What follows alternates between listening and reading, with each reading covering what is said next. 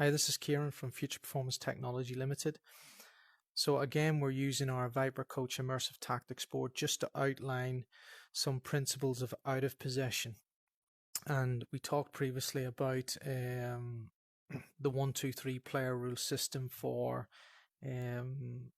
building a framework of understanding of roles and responsibilities.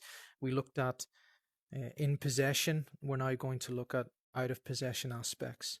So we're working with the blue team. The blue team's out of possession because we've got the reds in possession with the left full back in a 4-4-2 formation. Blue team are playing a 4-3-3. Again, it doesn't really matter what system, it's all around the concepts and principles that you're thinking about. So if we look at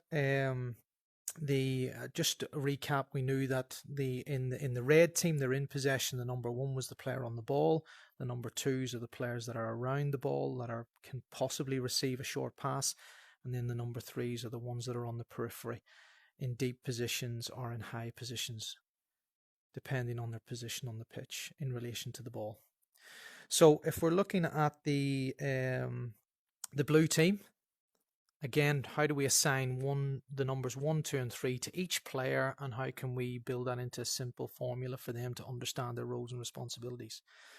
So if we look at the number 1, will always be the closest player to the ball. So here we've got the wide forward, the right forward in a 4-3-3. The number 7, obviously his roles and responsibilities will generally be around the left full back, the left midfielder in the opposition team in a 4-4-2.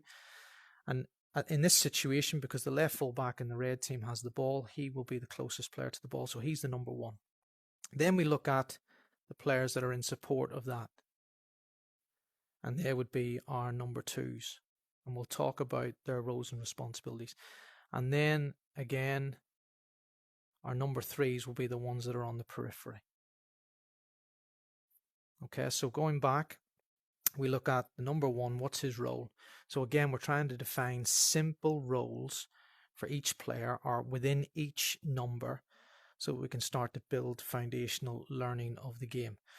So again, thinking about my own coaching journey when I'm talking to players at a professional level, when we talked about simple principles, the number 1 is the one who goes and closes the space. So how does this player close the space?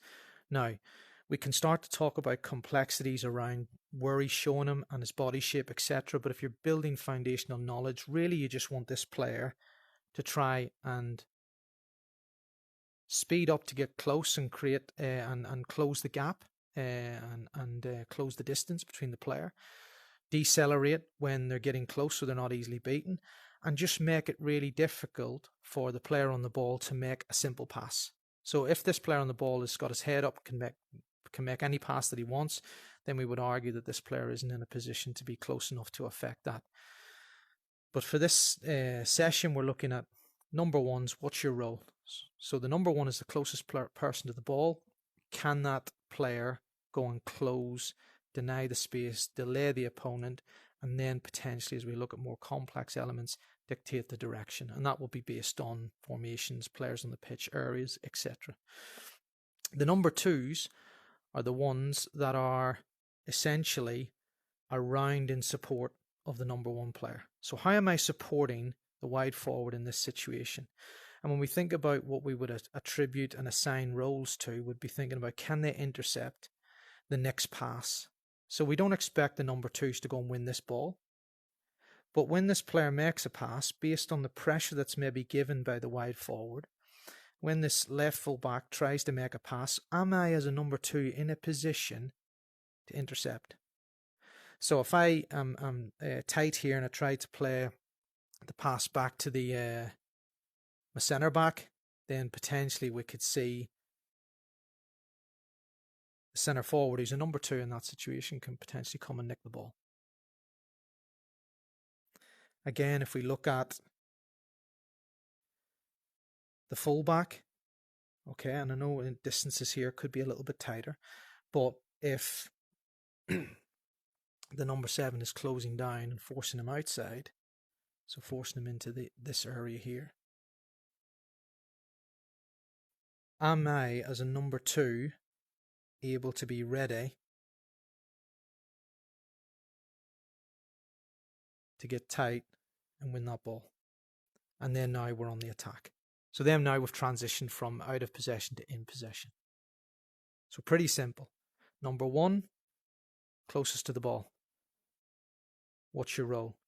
Number two, supporting the number one. What's your role? Then we're looking at the number threes. So again, if we look at, the furthest player potentially away from it, arguably the fullback and the wide forward on the opposite side. Okay, I'm thinking, am I in a good defensive position? Am I behind the line of the ball? So am I deeper and forcing potentially the player to stay in front of me? Again, it depends on the game situation why you would do that, but that's a bit more complex. But am I in a good defensive position here?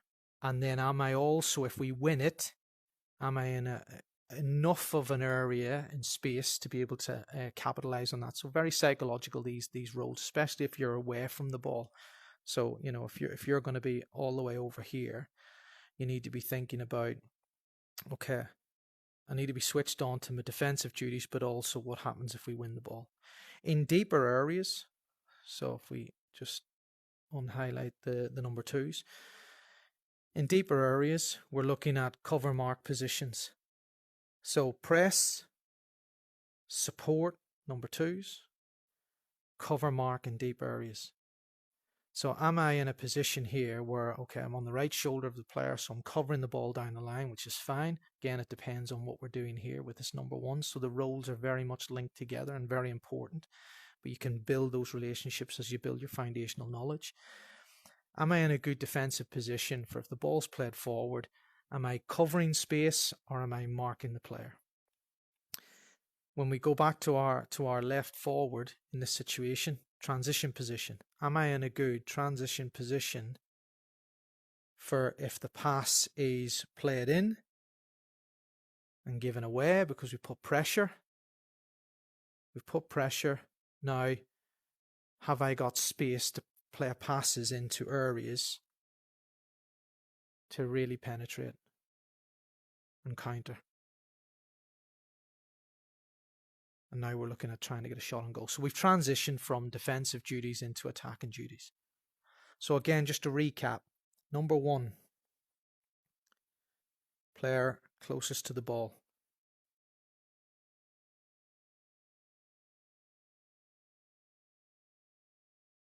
Number twos,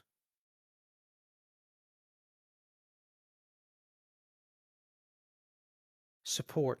Can I intercept the ball? Can I, with our number one putting pressure on, getting his head down or her head down, can we pressure passes into areas where we could potentially nick the ball and transition to a scoring opportunity? And then the number threes in sort of these defensive areas, cover mark positions. Am I marking? Am I covering space? Do I know who my players are that I need to be looking after? And also in forward positions as a number three, if we win the ball, am I in a good transition position to potentially score goals or create opportunities to score? So again, just looking at how we can build from a three numbered system, 1, 2, or 3, how we can designate roles and responsibilities for every player on the pitch. So again, if we froze the play in any game situation, players can identify as either being a number 1, a number 2, a number 3, based on the position of the ball, based on whether they're out of possession or in possession. And then just to finish off, as the ball moves, then player roles change, player numbers change. So the ball goes from the left back to the left centre back. The centre forward now becomes the number 1. Our number 1 previous now becomes a number 2, so his role slightly changes. And this happens as the ball moves all around the pitch. That's why it's really important, the psychological aspect of staying switched on, maintaining good concentration levels, etc. So again, just a brief overview of how an out of possession situation, you can designate roles through a 1, 2, 3 player rule system that simplifies players' ability to understand and recognize their meaning on the pitch, because that's really important. Can they identify with what they're actually doing on the pitch in the first place and what is expected of them? And then you can start to creative about how you build in further complexities in terms of where we would want to show players, why we would do that, etc.